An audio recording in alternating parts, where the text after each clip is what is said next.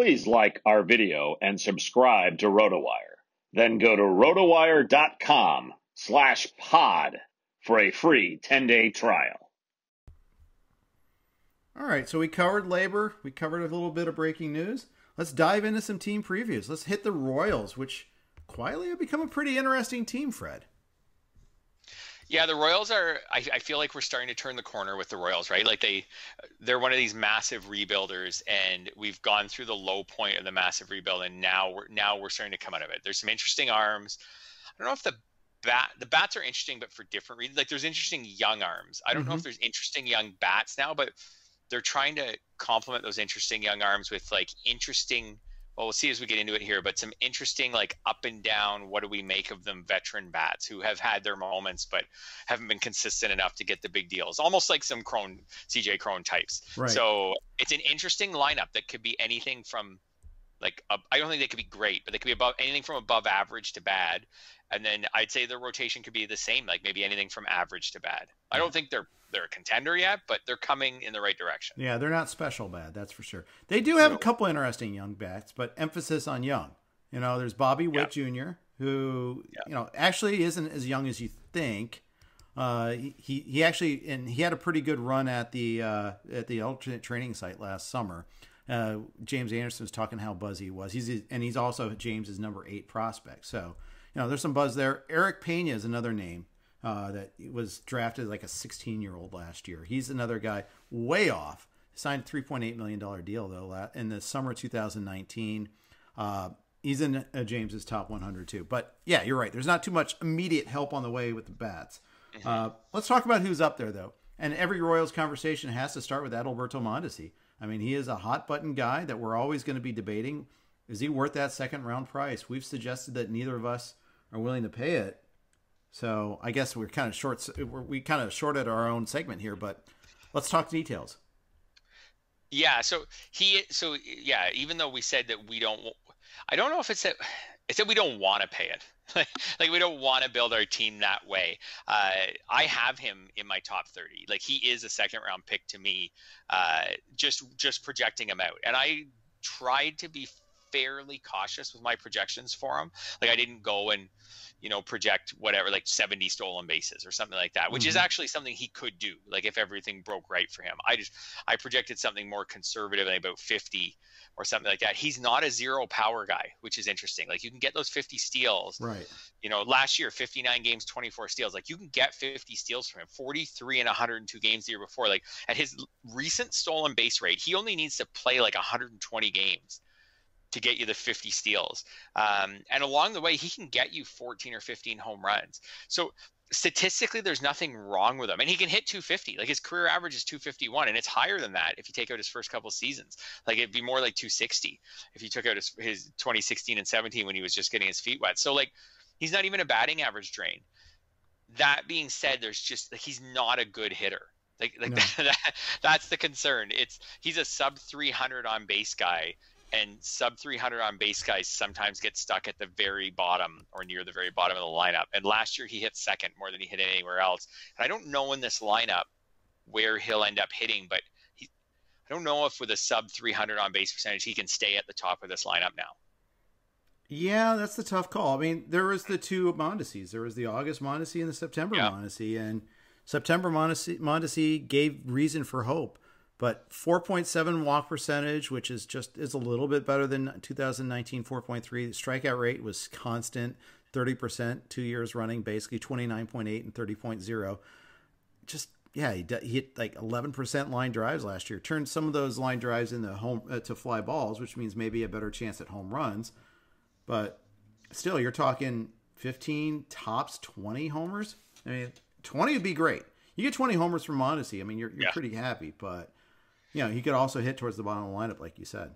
Yeah, he's the biggest boomer bust pick probably in the entire draft this year. When you factor in how much the cost is in the second round, like he's for sure the biggest boomer bust pick in the early rounds. And I mean, there's guys like Stanton and stuff who are probably bigger boomer bust picks, but you don't have to give your second round pick for them. Like he could, like you said, he could have 20 home runs and 60 steals. And be like a top 3 player this year. It's just hard to draft someone in the second round who legitimately might bat 7th, 8th, or 9th. Yeah, for, I mean, he could he could go 20-60, but he could also go like 8-30. Absolutely, and that's not worth a second round pick, and it's not worth a third round runs. Pick. Yeah, and score 60 runs and drive in 50 or Right. something like that. Like he could be that. Like he could be that bad. Like when you look at their lineup, like if Merrifield's at or near the top, like they could go Mondesi, but they could say, oh, maybe he's the guy who kickstarts the bottom of the lineup with his wheels, and he's going to hit 7th or 8th, or even 9th, and we're going to use Benintendi and Santana and Soler and Dozier, who are all. Maybe not Benintendi, maybe Benintendi, I don't know. But those other guys are all better hitters. Right. We don't know about Benintendi. Let's talk Benintendi. Interesting trade. Basically, Franchi Cordero. They traded away Khalil Lee, too, to the Mets as part of this deal to make it all work. Make it as like this 3-way deal here. Your thoughts on the trade? So I would say the same thing as Crone. It's just at a little higher level. The trade made me move Benintendi up a bit, not because Casey's a better park to hit in or anything. Obviously, it's just it's a fresh start, and it's, I think, more guaranteed playing time. I agree with you there. So I moved him up a bit. I have a hunch that tonight he'll just go earlier than where I moved him up to. So I have him for his February ADP. I am at 222. I think he's going to go inside the top 175 tonight. Like I think he'll go in round 11 or 12, and I don't know if I'm willing to do that. I'm not. I can't. I've got him at 275. In your rankings, you have him at 275. Yeah, and that's after bumping up his playing time, because I did bump up his playing time. I need to see it. I mean, I know a couple of 3 years ago he was pretty solid, but he got in his own head. He tried to become a launch angle guy. He tried to become a leadoff guy. He just, I mean, maybe a change of scenery is what he needed. I don't think it's always a magic elixir, though. I need to see it. And if you beat me taking Benintendi before pick 200, good on you. Good for you. I don't see the massive category upside that he would bring, though. It's almost like when he was going around 225, I wasn't willing to take him till 300. Now maybe I'm willing to take him at 225, but now he's going to go at 175. So I'm just still behind. Sure. The upside of him is the like kind of 15-50. Like it's his old. I guess the ceiling is he goes back to his old 2020 form when he actually, there was a year where he was going like on the 2-3 turn. Right. In the going around pick 30. So it's that he gets back to 2020, but he's not in a part of when he was such a stud. Part of it was that he was in a Red Sox lineup that was great. Right. Like, he scored 103 runs in 2018. That's it's the counting stat goodness, and I don't see him accomplishing that with the Royals. So now you're not paying that price either. You're paying a regressed price for sure. But yeah, I mean, you're counting on 175. You're counting on a pretty decent batting average. You're counting on that fully recovering. Yep. Yeah, and I'm not sure that the Royals will hit him high in the lineup. The Red Sox, when he came up and he was the big prospect, like they seem to really want to have him within Betts and Martinez and Bogarts and Devers and like up with all those guys. The Royals are different now. Like they didn't pay much for him. He's a lefty bat, so they could choose to have him high in the lineup to kind of break up some of the right-handed hitters they have. But I don't think they need to do that. In fact, they may go completely the opposite direction and say, let's hit him 7th. And then the pressure's off. Like let's just get your career back on track, Benintendi. Like we don't need to hit you 2nd or 3rd in the lineup and make you the reason we win or lose. Like just hit 7th and do your thing. Like they could easily go Merrifield and then a switch hitting Santana and then Soler or Mondesi maybe, and then a switch hitting Santana and then Soler and Dozier. And, I'm not in. This is encouraging for him, but someone else can have him. Whit Merrifield, he's like one of the top 3 or 4 second basemen that gets drafted. He's not going to play a whole lot of second base this year, probably. They still have Nicky Lopez, and they added Hanser Alberto. They want Merrifield to play more outfield. He's not one of those guys that jumps off the pages like, gotta have this guy. But I feel like he's kind of safe. He's kind of steady. Maybe the batting average drops off a little bit, but I still think you've got a pretty decent stolen base floor of 20 stolen bases. You taking him in late 3rd round? Yeah, for sure. I've kind of always been a bit of a Merrifield guy. Like you said, like the batting average floor is really high. He's never 283 is his rookie year is his lowest average. I mean, then he went 288, and then since then 304, 302, 282. Oh, sorry, 282 last year's his lowest career average. Like he's always been a 280 hitter or higher. His career 295. That's really nice right now when there's not a lot of high average hitters. I've always just looking at his advanced stats thought that the power he's shown is at least what he's capable of. And last year he kind of went a little more maybe to another level there with 9 and 60 games. Like maybe had we had a full season, he would have hit 22 or 23 last year, which would have been a career best. Now, the only thing that gives me pause on Merrifield is he's 32, just turned. Investing in a 32-year-old base stealer isn't the safest, right? True.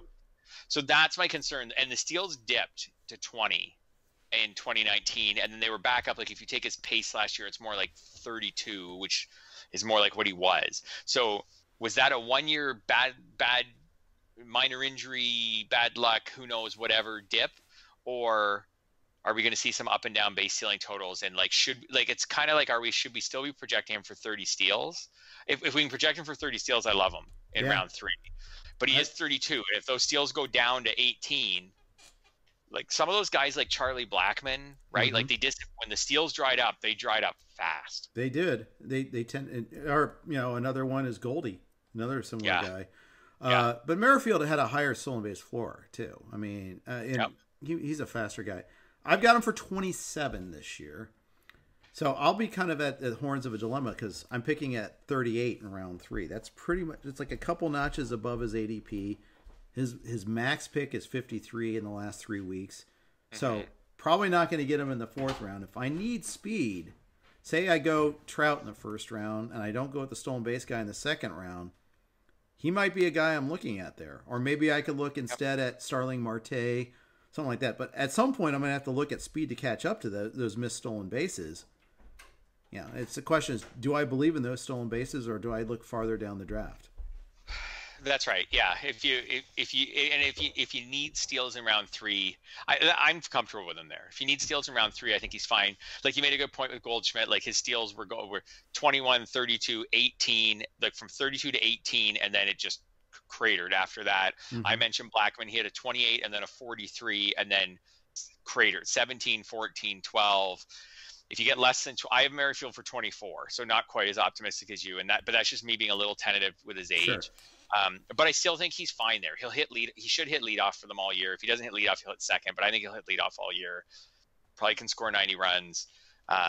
Maybe drive in 70 or so. I think he's fine in round 3 if you need steals. If you don't need steals, then there's probably maybe a better all around hitter you can look at. Yeah, probably so. So I'm disinclined to take him at 38, but I understand the speed consequences to that decision. Yeah, like you said, it's almost like if you start going way back, if you started with Trout, if you start with Trout tonight, then maybe he's a guy you're looking at in round 3. If you started Trout pitcher, then he's probably one of the guys you're considering on your short list in round 3. If you started with Trey Turner, then you probably don't need to. I'm free and clear. Yeah, that's right. The beauty of it. That's right. And if you started pitcher Bichette, then maybe you don't need to take Merrifield. It's kind of your call in round 3 if you want to or not. So, and then maybe there's some all around hitters you like better because there's definitely a better all around hitters. Right. And this is why you need to know your late steals targets too, by the way. Yes. And if you get shut out on that, like sometime, like 2 years ago, Tim Anderson was a wonderful previous year's 2020 player. He was one of 2 guys that I think at that level I was getting discounted. You could get him in like the 9th or 10th round. Mm-hmm. You need to know those guys. You need to know your combo guys. Whether it's Arozarena, whether it's Leody Taveras, whether it's Dansby Swanson, you're trying to get 2010 out of him. You need to have an idea if you pass up on the likes of a Merrifield or a Marte. And because you don't want to get stuck with the stolen base only guy late because those are the guys that lose their jobs. Late's fine. But if you're trying to get like a 10th round player that doesn't hit for power but does run, those are the disaster picks. Yeah, that's right. And now we're getting to a little bit of like the bottom up drafting. Like if you are the guy who really wants Benintendi tonight and you think he is going to get 15 steals this year and you're pretty sure you're going to have him with where you have him ranked, then you have less need to get Whit Merrifield because you're like, hey, I can get Benintendi later, and I think I'm going to get almost as many steals and just as many home runs. If you're a believer, if you're targeting a lot of Franmil Reyes types in the middle rounds, then you better come out of the first few rounds with a couple of Merrifields. Yeah, that's right. Yeah. All right, back to other Royals. Carlos Santana, great year, under the radar, great year in 2019, 911 OPS. Under the radar, terrible year last year at the 699 OPS. What do you expect out of him? I think he'll bounce back. So I think the 2019 will just be the career year that we just never see again. Like, I'm not going to expect him. He's going to be 35 shortly after opening day. So I'm not going to expect us to see that 911 OPS again. His career OPS, though, is 812. I think, well, we'll see what the baseball is this year. But I think if the baseball was the same, I would have picked him to maybe have an OPS around 780. Maybe the baseball pushes it down to 760 or something like that. But I don't think he's the 699 guy from last year. Like, his BABIP last year was 212. That's about 45 points below his, about 55 below his career average. I think he can hit his career is 248. I project him to hit maybe 240, have decent power. I think he'll hit high in the lineup because he walks so much. Right. So he'll get on base. So I think that's kind of maybe what they like about him. So I think he'll get his share of runs scored. So I'm fine with him as like a late round corner infield. Like, I don't think you build your draft around him. Sure. But if you need his ADP, I think is around 300. I'm just pulling that up now. I got actually 263. That's a little more rich than I thought it would be. I think he's fine there, but I might want him to drop a bit. Santana or Crone? Who do you take? Santana right now, just because the playing time's locked in. I might be Crone in the second half of March. Right. What about you? Santana. I think he's going to, I mean, just the fact that he's going to play a lot. I don't think his lineup will be that bad. I still think he'll get his counting stats, and you're right about the order. It's kind of an interesting area in first baseman. There's not too many people around him in terms of ADP. It's one of those little pockets of the draft that, he's going to go kind of alone, because like Yuli Gurriel is about 15, maybe a round ahead of him. Candelario's a round ahead of him. Especially now that they signed a first baseman, I'm less inclined to go that route. How about teammate Hunter Dozier versus Carlos Santana? Yeah, I have to walk back on my Crone thing. So as I pulled up my rankings, I do, with my bump of Crone, I do have him ranked like ever so slightly ahead of Santana. Okay. When it was my turn to pick, what I think I could honestly see me just kind of wimping out and taking Santana. Mm-hmm. It would depend on league size. In our 15, I'd probably take Santana. If I was in a 10 or a 12, I might take Crone, just because the waiver wire is so much more plentiful. In a 10, I'd take Crone for sure. Yeah. Because in a 10, you'd be looking at a bench guy. And why not take the Coors Field guy for a bench? The 12 would be a tougher call for me. But I think in a 15, I would rather maybe just take in the locked in playing out, especially when we're drafting this early. Like, so much could change with Crone between now and then. Right. So anyways, with Dozier, I've never been a big Hunter Dozier guy. I think I would take Santana, but Dozier's going earlier. And a lot of people I respect really like Dozier. So I would be Santana. What about you? I think I'm Dozier. I mean, he's already first and outfield eligible. He's going to add third base eligibility. There's some arguments against him. Our StatCast metrics are pretty crappy. 14th percentile exit velocity and hard hit percentage, 52nd percentile barrel percentage, but he does walk. And quietly, he's fast. Sprint speed is 77th percentile. He had 4 stolen bases last year. He can actually run a little bit too. And if you're looking for, 5 stolen bases at the end of the draft is not something that you just hand wave away. That's something that's useful. Yep. Yeah, it is now. And I do think his batting average last year was low, 228. He's a COVID guy last year too, though. He was. I think he can do better than that. Like, he's a career 253. I think so comparing him and Santana, I think you get more batting average from Dozier. Like you said, you'll get a few more steals from Dozier. And maybe the power is pretty similar. I should probably, I guess there's the reason. Like, I should probably maybe give Dozier like a little more credit. And you're right, a little more of him being a COVID guy last year. Yeah. I should probably cut him a little more slack on that. I think Santana's got the higher floor, Dozier the higher ceiling. Is the way I look at it. And when I'm at that point in the draft, I'm probably looking for ceiling. at that point, you should take CJ Cron. Well, yeah, I should. If you're looking for ceiling, but CJ Cron doesn't run. You know, he's about as fast as I am.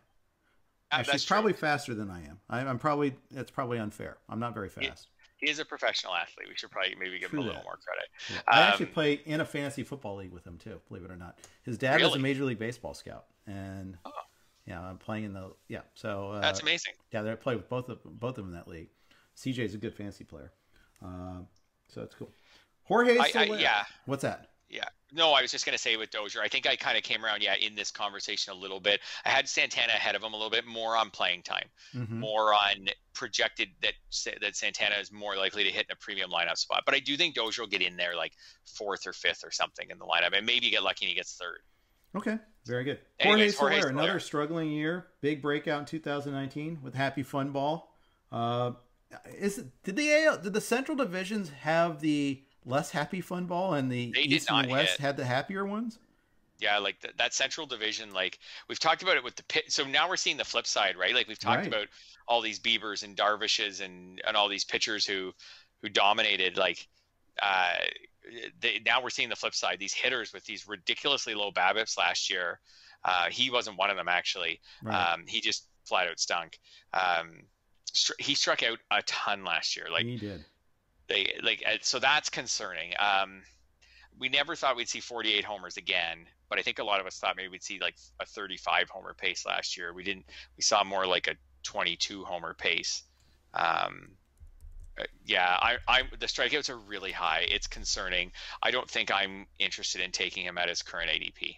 Yeah. How about you? So my ranking says 134. I know his ADP is 136, but as we've discussed, if your ranking is equivalent to ADP, that means you're not getting him, because that means that there's other guys you like that have fallen to you basically at that point. He'd have to fall a round or two, and that seems about right.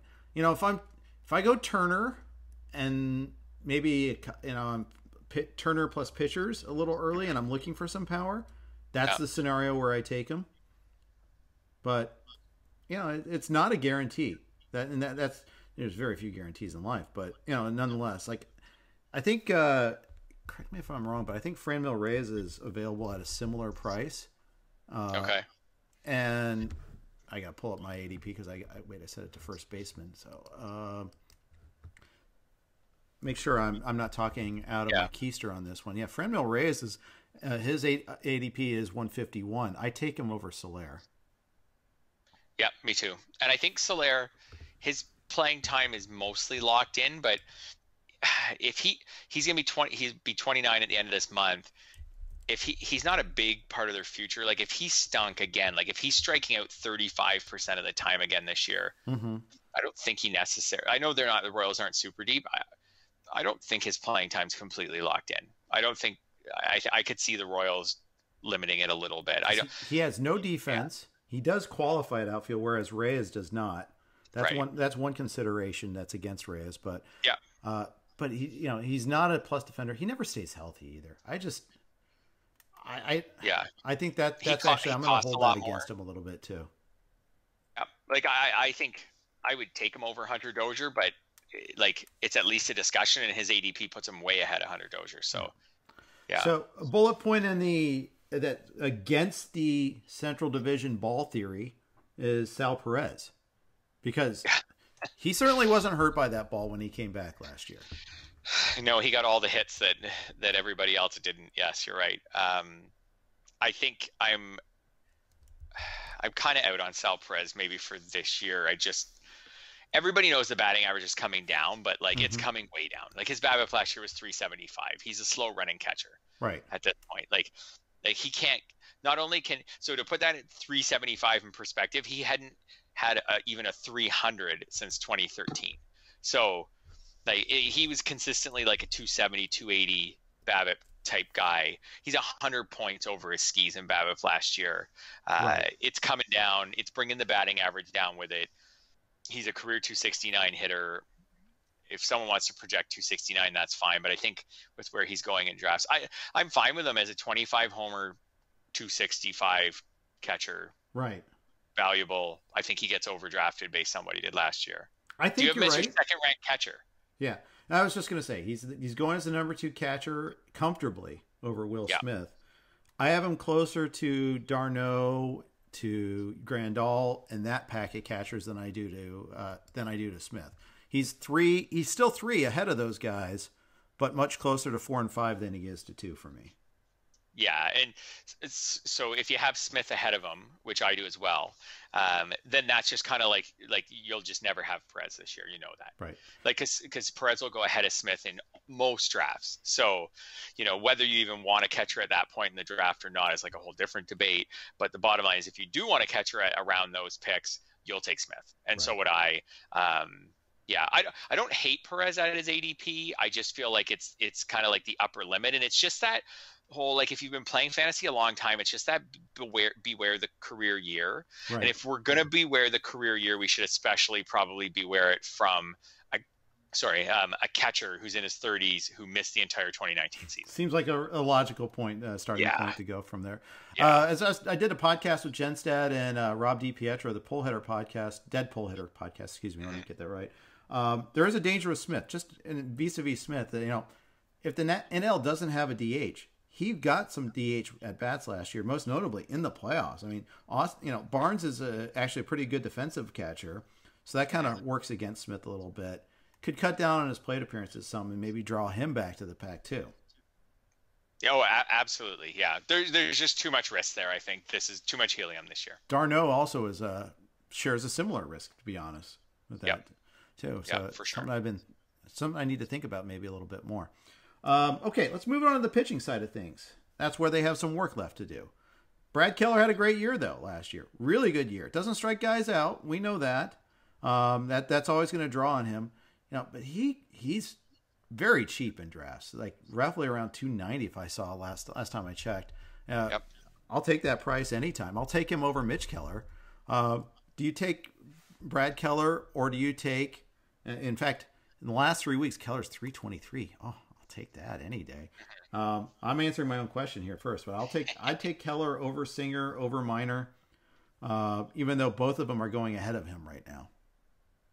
So agree. I would as well. I do have to just recognize that, again, he's one of those central pitchers from last year. He's not Darvish.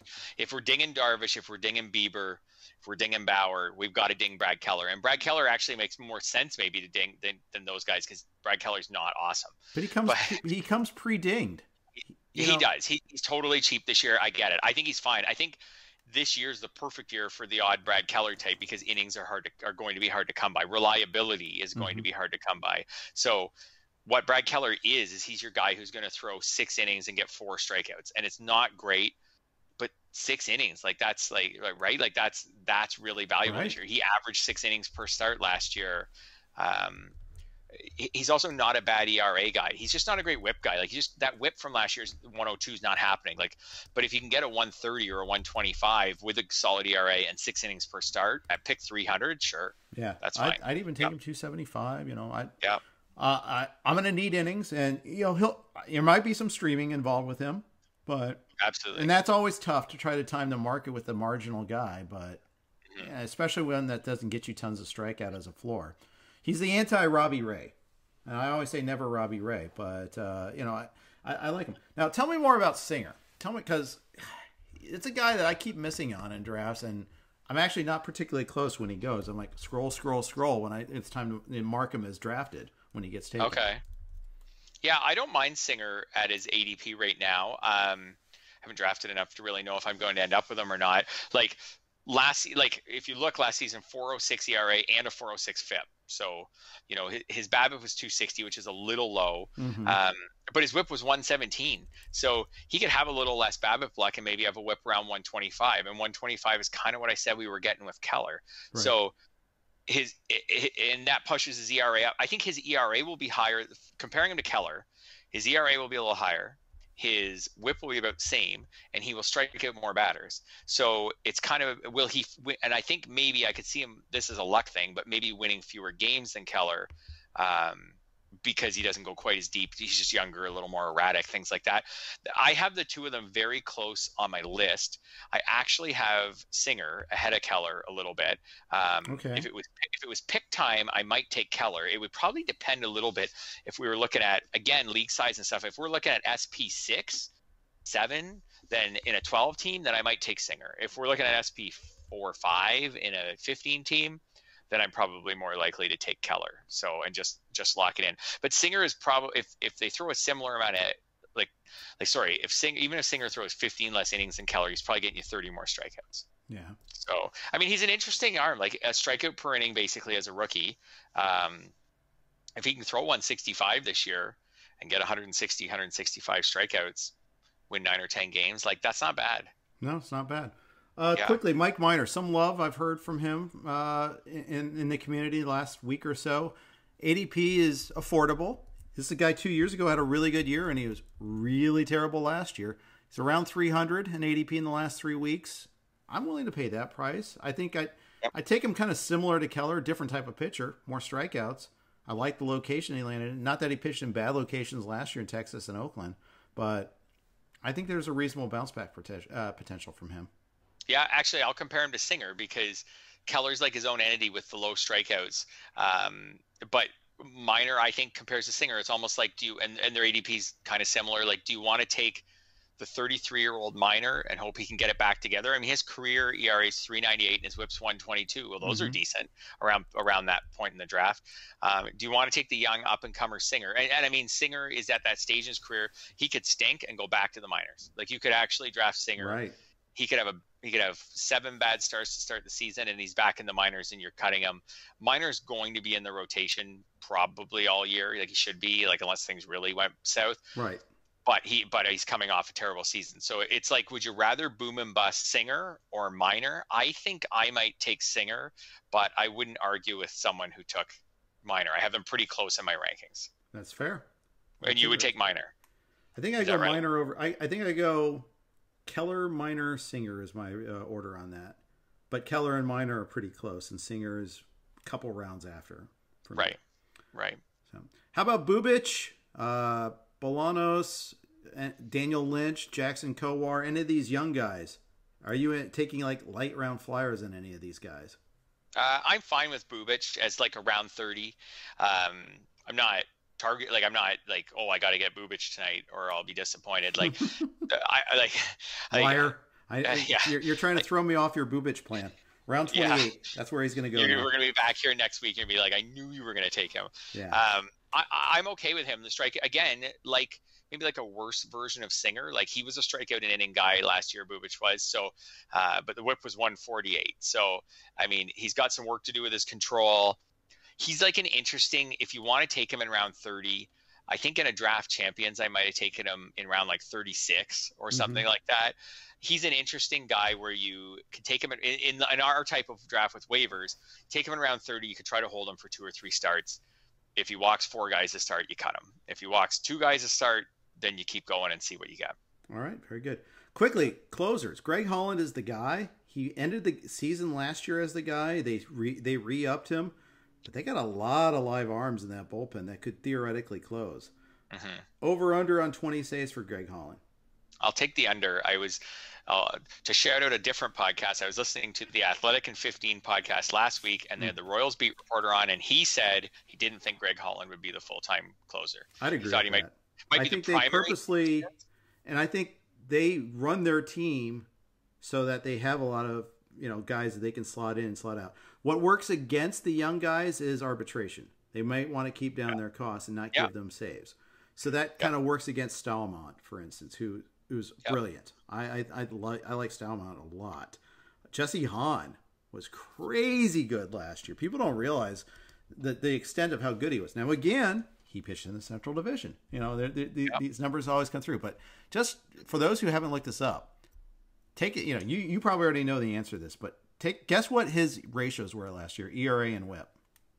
Oh, actually, on Jesse Hahn, I have no idea. So because I didn't play in an AL only, so go ahead, tell us.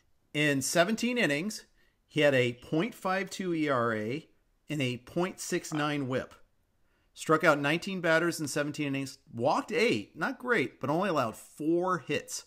Only 1 earned run all year. No homers, obviously. He got 3 saves too. That's the thing. People may not be attuned to that. He'll be part of that. It's either like the ultimate in small sample size theater, or maybe they found something and unlocked him as a reliever. He came back from a right UCL in 2018, avoided surgery, barely pitched in 2019, had a bereavement leave, had a short stint on the paternity list, so that's why he didn't get that many innings. But man, that was ridiculous. Of course, he had a 108 BABIP. That's not going to continue. But he altered his pitch mix, traded his 4-seamer for a sinker. Some people add a sinker, some people cut out the sinker. It's kind of funny. Let's just everybody throw cutters now. No, everybody's throwing sinkers now. No, everybody's throwing splitters now. It's kind of funny, but he's interesting. He's one of those guys that could factor in. Scott Barlow could factor in. They've got a lot of different options. Yeah, absolutely. And that's why I think I've easily taken the under on Holland. I think he could get 15 saves. I wouldn't be surprised if he only gets 8. Right. Or he could go 5. Shane Green on us until the trade deadline, get you 20 saves, and then you move on. I mean, he's free in drafts. Nobody is paying a whole lot for him, so you can get him. You get a collection of those guys. Actually, he's not as free as I thought he was. He's in the last 3 weeks, his ADP is 226. I thought he'd be freer than that. No, so I'm like way, way, way out on that. Yeah, me too. And there's even too many interesting arms in that bullpen probably for me to want to speculate on in a mixed league. Like if you wanted, again, in a draft champions, if you want to take some Royals arms in the 40th round, things like that, that's fine. But I like Stalmont just like you do. But then, like you say, you got Barlow and Hahn, etc. Like there's just too many arms there. You don't even know who the alternative to Holland is. I think this is just a bullpen I'll avoid in mixed leagues until there's some save certainty, unless I was just looking for 1 week streamers just as middle relievers. Draft and hold, on the other hand, I mean, it's very easy to lock these guys up. I mean, you get Holland in the 15th, and then you get these other guys in like the 35th through 45th rounds, and you can probably get all of them. And then you've got locked up all those beautiful Royal saves, and you can perfectly time the market on that. Yeah, right. There's the flaw in the plan. But you could get them relatively affordably. So it's a possibility. All right. That's going to wrap up the Royals conversation. In mere seconds, we'll begin the Rangers conversation. Please like our video and subscribe to RotoWire. Then go to rotowire.com/pod for a free 10-day trial.